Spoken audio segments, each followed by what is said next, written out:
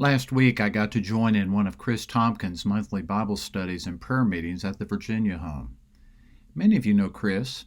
He has been wheelchair bound ever since he broke his neck in a bike accident over a decade ago.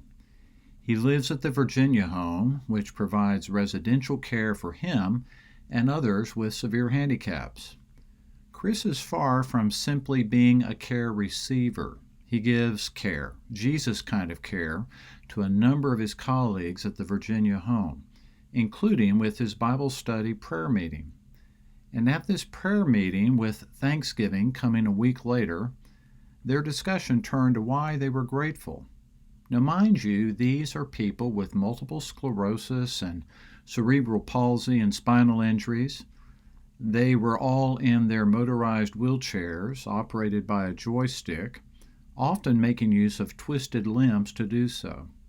Some of them speak clearly, but many cannot, and I miss much of what they are trying to say. But I could understand enough to be humbled by their gratitude. When the topic turned to why they thanked God, they mentioned things like all that Jesus had done for them, and having a place to live there at the Virginia home, and their motorized wheelchairs, and each other's company. And there was no hesitation as they tried to come up with something worth thanking God for. Most of us see the Virginia home residents as leading very difficult lives, but they are overflowing with gratitude. I was humbled simply to be in their presence, and God was glorified as they lifted up such basic gifts as the reasons for their gratitude.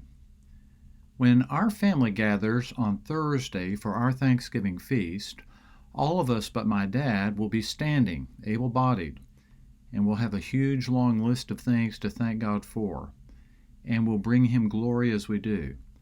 But I can tell you the glory won't shine quite so brightly as it did when the Thanksgiving words were lifted by those whose words were slurred and whose bodies were anything but able.